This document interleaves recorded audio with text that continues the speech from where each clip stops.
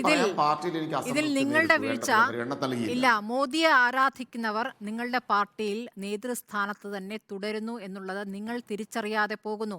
ഇന്ന് മുഖ്യമന്ത്രി പറഞ്ഞു കേട്ടില്ലേ, പണവും പദവിയും വെച്ച് നീട്ടിയാൽ അപ്പോഴേക്കും അങ്ങോട്ടേക്ക് ചാടും. അതാണ് കോൺഗ്രസ് നേതാക്കളുടെ അവസ്ഥ. അവർക്ക് നിങ്ങൾ മുകുന്ദപുരത്ത് തൃശ്ശൂരിൽ 2 വട്ടം സീറ്റ് കൊടുത്തു, KTDC ചെയർപേഴ്സണാക്കി, KPCC ജനറൽ സെക്രട്ടറിയാക്കി, AICC അംഗമാക്കി, നിലവിൽ പുനഃസംഘടിപ്പിച്ച രാഷ്ട്രീയകാര്യ സമിതി അംഗമാക്കി. അപ്പോൾ കൊടുക്കാത്ത സ്ഥാനങ്ങളൊന്നുമില്ല. താങ്കൾ നേരത്തെ പറഞ്ഞ വാചകത്തിൽ നിന്ന് എടുത്തു പറയുകയാണെങ്കിൽ K. കരുണാകരൻ്റെ മകൾ എന്ന നിലയിൽ മാത്രം, മറ്റൊന്നും തെളിയിച്ചിട്ടില്ല എന്നാണ് ആ വരികൾക്കിടയിൽ നിന്ന് ഞാൻ മനസ്സിലാക്കുന്നത്. എന്നിട്ടും ഇത്രയും സ്ഥാനം കൊടുത്തിട്ടും മോദിയെ ആരാധിച്ചുകൊണ്ട് ഈ നിമിഷം വരെയും തുടരുകയായിരുന്നു. കഴിഞ്ഞ നിയമസഭാ തെരഞ്ഞെടുപ്പിന് ശേഷം പാർട്ടിയിൽ നിന്നും അകന്നിരിക്കുകയായിരുന്നു. ഒരു ബന്ധവുമില്ലായിരുന്നു പത്മജയ്ക്ക്. അപ്പോൾ ഇങ്ങനെ ഒരാൾ അവിടെ നിൽക്കുന്നുണ്ട്, ഇങ്ങനെ ഒരാൾ ചാടാൻ നിൽക്കുന്നു എന്നുള്ള കാര്യം നിങ്ങൾ തിരിച്ചറിഞ്ഞില്ലെങ്കിൽ അത് നിങ്ങളുടെ വീഴ്ചയാണ് രിജു. അത് സ്മൃതി, അതൊക്കെ ഒരു തെറ്റായ ധാരണകളല്ലേ. ഇപ്പോൾ ശ്രീ പിണറായി വിജയൻ യഥാർത്ഥത്തിൽ ഇത് പറയുന്നത് എന്താണ് അർഹതയും യോഗ്യതയും ഉള്ളത്? ഇപ്പോൾ നമുക്കറിയാം, രാജ്യത്ത് വിവിധ രാഷ്ട്രീയ പ്രസ്ഥാനങ്ങളിൽ നിന്നും ആളുകൾ BJP ചേരുന്നുണ്ട്. അതിന് പല കാരണങ്ങളുണ്ട്. ഒന്ന്, ഭീഷണിയുണ്ട്. 2, വ്യക്തിപരമായ സ്വാർത്ഥ താല്പര്യങ്ങൾ. അതോടൊപ്പം തന്നെ പണം തുടങ്ങിയ പദവികൾ തുടങ്ങിയ ഓഫറുകൾ. ഇതൊക്കെയാണ് പല വ്യക്തികളെയും തങ്ങളുടെ രാഷ്ട്രീയ പ്രസ്ഥാനങ്ങൾ ഉപേക്ഷിച്ച് BJPയിൽ ചേരാൻ ഇടയാക്കുന്നത്. അതിൽ നിന്നും ഒട്ടും വിമുക്തമായ ഒരു പാർട്ടിയെ അല്ല CPM. പിണറായി വിജയൻ നേതൃത്വം കൊടുക്കുന്ന CPM എന്ന് പറഞ്ഞാൽ അതിൽ നിന്ന് ഒട്ടും വിമുക്തരായ ആളുകളല്ല. ഞാൻ ഒരു ലിസ്റ്റ് തന്നെ, അശോക് ദിന്ദ, തപസ് മണ്ഡൽ, ഖഗൻ മുർമു തുടങ്ങി, ഇപ്പോൾ ഏറ്റവും അടുത്ത് അവസാനം ജ്യോതിർമയി സിഗ്ദർ MP, എത്ര ആളുകൾ. ത്രിപുരയിലെയും ബംഗാളിലെയൊക്കെ CPM യൂണിറ്റുകൾ തന്നെ ഏകപക്ഷീയമായിട്ട് അങ്ങോട്ട് പോയി. അൽഫോൺസ് കണ്ണന്താനം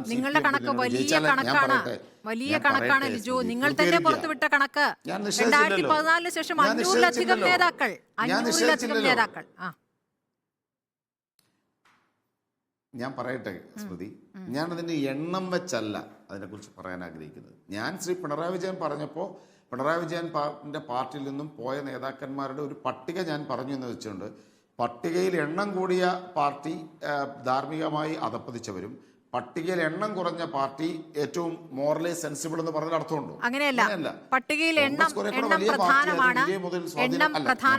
പ്രധാനപ്പെട്ട നേതാക്കൾ ആ രൂപത്തിൽ പോയിട്ടുണ്ടോ ലിജു? അങ്ങനെ നോക്കാൻ പറ്റുമോ? കാരണം നിങ്ങളെ സംബന്ധിച്ച് നിങ്ങൾ പ്രധാന പദവികൾ കൊടുത്ത നേതാക്കളാണ് പോയത്. അതിൽ തന്നെ 250-ലധികം പേർ കോൺഗ്രസ് ടിക്കറ്റിൽ MP-യും MLA-യും ആയവരാണ്. ഇപ്പോഴും ചാഞ്ചാടി നിൽക്കുന്നവരുണ്ട്. ഇന്ന് സുരേന്ദ്രൻ പറഞ്ഞു കേട്ടില്ലേ, ഈ എതിർത്ത് പ്രതികരിക്കുന്നവരിൽ പലരും ചർച്ച നടത്തിയിട്ടുള്ളവരാണെന്ന്. അപ്പോൾ ചർച്ച നടത്തി ആ ഡീല് ശരിയാവാതിരുന്നു ഇപ്പോഴും കോൺഗ്രസിൽ തുടരുന്നവരുണ്ട്. അതങ്ങനെ പറയുന്നത് എന്താണ് അർത്ഥം സ്മൃതി? ഇപ്പോൾ കേരളത്തിൽ, ഇന്ത്യയിലെ കമ്മ്യൂണിസ്റ്റ് പാർട്ടിയെ സംബന്ധിച്ച് 2 സംസ്ഥാനങ്ങളിലെ അവരുണ്ടായിരുന്നുള്ളൂ, ത്രിപുരയിലും കേരളത്തിലും പശ്ചിമ ബംഗാളിലും. അവിടെ പശ്ചിമ ബംഗാളിൽ 35 വർഷക്കാലം മുഖ്യമന്ത്രിയായിട്ടുന്ന ജ്യോതി ബസുവാണ്. അത് കഴിഞ്ഞിട്ട് ബുദ്ധദേവ് ഭട്ടാചാര്യ വന്നു. ത്രിപുരയിലും സമാനമായിരുന്നു സ്ഥിതി. മാണിക് സർക്കാരായിരുന്നു. ജ്യോതി ബസു മരിച്ചുപോയി, മാണിക് സർക്കാർ മരിച്ചുപോയി. കേരളത്തിൽ VS അച്യുതാനന്ദനാണ് ഇതിനു മുമ്പുള്ള മുഖ്യമന്ത്രി. അപ്പോൾ സ്വാഭാവികമായും 3 സംസ്ഥാനങ്ങളിൽ വളരെ കുറച്ച് ആളുകൾ മാത്രം മുഖ്യമന്ത്രിമാരായിരുന്ന ആളുകളാവുമ്പോൾ അവരാരും വിട്ടുപോയില്ല എന്നതുകൊണ്ട് വിട്ടുപോയ മറ്റാളുകളുടെ ഗ്രാവിറ്റി കുറയുമോ? ഞാൻ ആത്മപരിശോധന നടത്തണം ലിജു. നിങ്ങളുടെ പാർട്ടി ആത്മപരിശോധന നടത്തേണ്ടതുണ്ട്. കുറച്ചുകൂടി നിലപാടെടുക്കുന്ന പാർട്ടി. ഞാൻ സംസാരിച്ചോട്ടെ സ്മൃതി. ഞാൻ ദയവായി ഒന്ന് നമ്മുടെ ഈ ചർച്ച മുന്നോട്ട് പോകണമെന്നുണ്ടെങ്കിൽ എന്നെ പൂർത്തീകരിക്കാൻ അനുവദിക്കണം. അതല്ലാതെ ഇടയ്ക്കിടയ്ക്ക് സ്മൃതി ചോദ്യം ചോദിച്ചുകൊണ്ടിരുന്നാൽ എനിക്ക് എന്താണോ ഞാൻ പറയാൻ ഉദ്ദേശിക്കുന്ന ആശയം അത് പൂർത്തീകരിക്കാൻ സാധിക്കില്ല. നമ്മളുടെ ഒരു ആർഗ്യുമെൻ്റായിട്ട് മാത്രം ഈ ഒരു ചർച്ച അവസാനിക്കും. അതല്ല അതിൻ്റെ ശരി. ഞാൻ പറയുന്ന കാര്യങ്ങൾ കേൾക്കാനുള്ള ക്ഷമ കാണിക്കണമെന്ന് ഞാൻ അഭ്യർത്ഥിക്കുകയാണ്. ഞാൻ പറഞ്ഞ പോയിന്റ്, ഇവിടെ കോൺഗ്രസിന് നിരവധി ആളുകൾ പോയിട്ടുണ്ട്. കോൺഗ്രസ് കുറച്ച് വലിയ പാർട്ടിയുണ്ട്. മുഖ്യമന്ത്രിമാർ സഹിതം പോയിട്ടുണ്ട്. KPC പ്രസിഡന്റുമാർ പോയിട്ടുണ്ട്.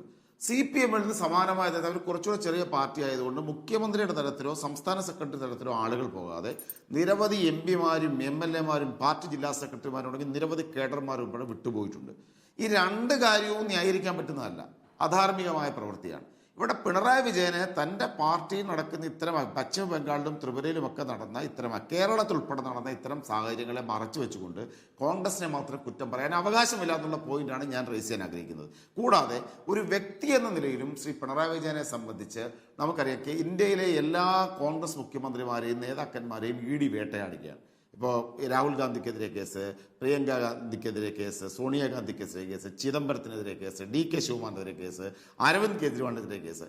എന്നാൽ എല്ലാ തെളിവുകളും ഉണ്ടായിട്ടും ഇന്നും സംരക്ഷിക്കപ്പെടുന്ന ഒരു പ്രത്യേക ഒരു ജനുസായി നിലനിൽക്കുന്ന ഒരു വ്യക്തി ശ്രീ പിണറായി വിജയനാണ്. കാരണം BJPയേക്കാൾ കൂടുതൽ ദേശീയ തലത്തിലെ BJP നേതൃത്വം ഇഷ്ടപ്പെടുന്ന പിണറായി വിജയനാണ്.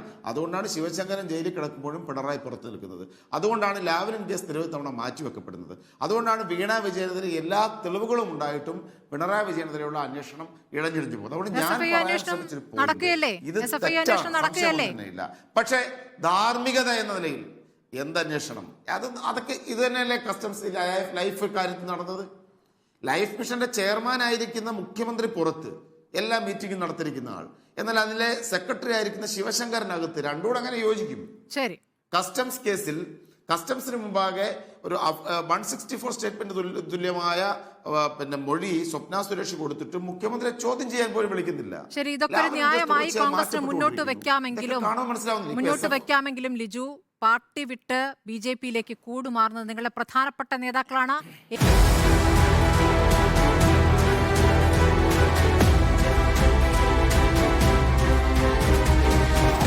ഡിബേറ്റ് വിത്ത് സ്മൃതി പരുത്തിക്കാട്.